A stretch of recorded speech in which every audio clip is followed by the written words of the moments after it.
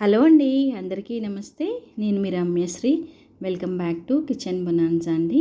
ఈరోజు మనము లివర్ కర్రీని ఎలా ప్రిపేర్ చేయాలో చూపించబోతున్నానండి. ఇది పూర్తి సెట్ అండి, లివర్ది అనమాట. అంటే వాళ్ళే కట్ చేసి ఇచ్చారండి, షాప్ వాళ్ళే. ఒక్కొక్కసారి అలాగే ఇచ్చేస్తారు, మనం ఇంటికి తీసుకొచ్చాక అది కట్ చేసుకొని క్లీన్ చేసుకోవాల్సి వస్తుంది.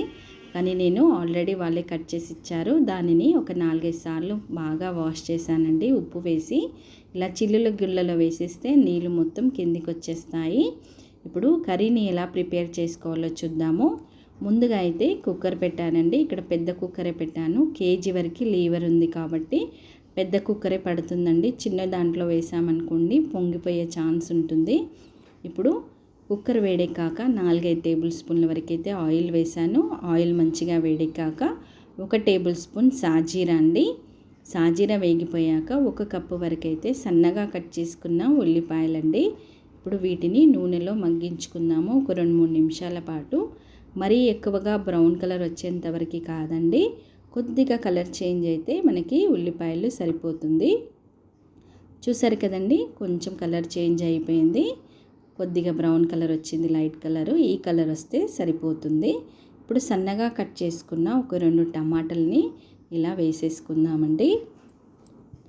మీరు టమాటా బదులు ఇక్కడ చింతపండు రసాన్ని కూడా వేసుకోవచ్చండి. నేను మాత్రం ఇక్కడ టమాటాలని వేసాను. 2 పెద్ద టమాటాలని ముక్కల్ని కట్ చేసి వేసాను. ఇప్పుడు దీనిలోకి 1/2 టేబుల్ స్పూన్ వరకు పసుపు అండి. అలాగే ఒక పెద్ద టేబుల్ స్పూన్ వరకు అయితే అల్లం వెల్లుల్లి ముద్ద అండి. నాన్ వెజ్లో ఫ్రెష్ది వేస్తే చాలా టేస్టీగా ఉంటుందండి. అలాగే రుచికి సరిపడా ఉప్పు అండి. ఇక్కడ నేను కారం అయితే 3 టేబుల్ స్పూన్లు వేసానండి. మీరు మీ టేస్ట్ని బట్టి వేసుకోండి. కేజీ ఉంది కాబట్టి ఒక 3 టేబుల్ స్పూన్లు అయితే కారం పడుతుందండి. ఇప్పుడు ఒకసారి బాగా కలిపేసుకుందామండి. ఆ పచ్చి వాసన పోయేంత వరకు ఒక 2-3 నిమిషాల పాటు మనము ఈ టమాటాని ఇంకా ఉల్లిపాయల్ని మగ్గించుకుందాము. చూసారు కదండి, గుజ్జులా అయ్యింది. ఇప్పుడు మనం కడిగి పెట్టుకున్న లివర్ని అంతా వేసేద్దాము కొద్ది కొద్దిగా. చాలా బాగుంటుందండి. మీరు కూడా ఒకసారి తప్పకుండా ట్రై చేయండి. మటన్లో ఎన్ని ప్రోటీన్స్ ఉంటాయో సేమ్ అలాగే లివర్లో కూడా అన్ని ప్రోటీన్స్ ఉంటాయి. చిన్నప్పుడైతే మేము చాలా తినేవాళ్ళమండి. ఇప్పుడు పిల్లలకైతే అస్సలు తెలియదు లివర్ అంటే. ఇంకా వేరేవి కూడా ఉంటాయి కదండి, మనకి పాయ అని చెప్పేసి, బోటీ కర్రీ, తలకాయ కర్రీ అని చెప్పేసి. ఇప్పుడైతే పిల్లలకి అవన్నీ ఏం తెలియదు. తిన్నా కూడా వాళ్ళకి ఒక్కొక్కసారి పడదండి. ఇప్పుడైతే నేను మంచిగా లివర్ని ఫ్రై చేసుకుంటున్నానండి. చాలా బాగుంటుంది. కనీసం ఒక 15 డేస్కి ఒకసారైనా చేసి పెట్టారనుకోండి, పిల్లలకి కూడా చాలా హెల్దీ. పెద్దవాళ్ళు కూడా తినచ్చండి, అంత బాగుంటుంది. ఇప్పుడు ఒక 2-3 నిమిషాల పాటు బాగా ఫ్రై చేసుకున్నాం కదండి. ఇప్పుడు దానిలోకి 1 టేబుల్ స్పూన్ ధనియాల పొడి వేసానండి. అలా 2 టేబుల్ స్పూన్లు వేసానండి, కేజీ ఉంది కాబట్టి. అలాగే 1 టేబుల్ స్పూన్ జీలకర్ర పొడి అండి. 1 టేబుల్ స్పూన్ గరం మసాలా అండి. మనం ఏమీ వేయలేదు కదా గరం మసాలా, డైరెక్ట్గా నేను ఇక్కడ పొడిని వేస్తున్నాను. ఒక 2 టేబుల్ స్పూన్ల వరకు కస్తూరి మేతి అండి. మీరు కస్తూరి మేతి ఇష్టం లేదనుకోండి, కొత్తిమీర వేసుకుంటే సరిపోతుంది. పుదీనాని మాత్రం అస్సలు వేయకండి, టేస్ట్ చేంజ్ అయిపోతుంది. ఇప్పుడు ఒకసారి బాగా కలిపేసుకుందామండి. నూనెలో బాగా ఫ్రై అవ్వాలండి. కనీసం ఒక 4-5 నిమిషాల పైననే మనకి మంచిగా ఫ్రై అయితే దాంట్లో ఉన్న నీచు వాసన మొత్తం పోతుంది. ఎక్స్ట్రా వాటర్ ఉన్నా కూడా అవన్నీ ఎగిరిపోతాయండి. బాగా ఫ్రై చేసుకోవాలి, కలుపుతూ మాడనివ్వకుండా. హై ఫ్లేమ్లోనే చేసుకుందామండి ఇదంతా ప్రాసెస్.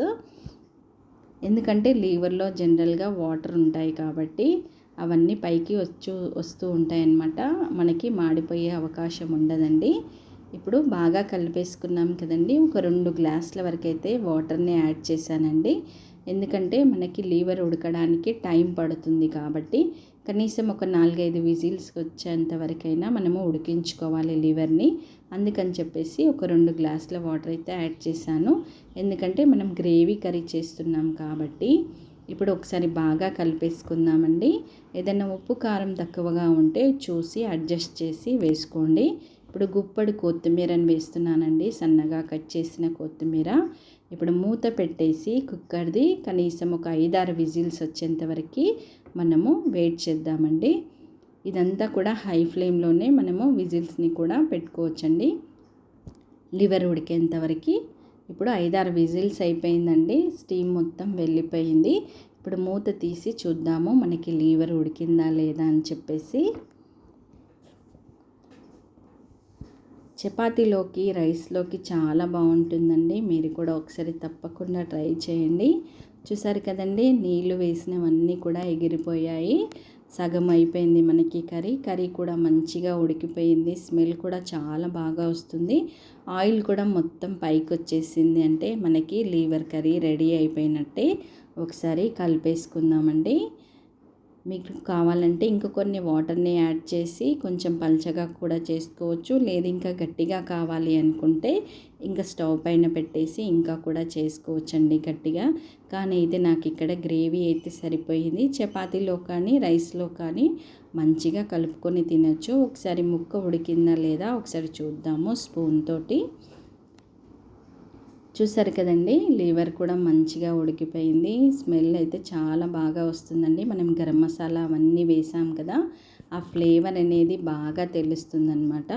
మీరు కూడా ఒకసారి తప్పకుండా ట్రై చేయండి. మీకు నచ్చితే కనుక నా ఛానల్ని చూసేవారు సబ్స్క్రైబ్ చేయకుండా మర్చిపోకండి. అలాగే మీ ఫ్రెండ్స్కి, మీ రిలేటివ్స్కి కంపల్సరీ షేర్ చేయండి. చాలా బాగుంటుందండి. అలాగే కామెంట్ చేయకుండా మర్చిపోకండి. బాయ్ అండి.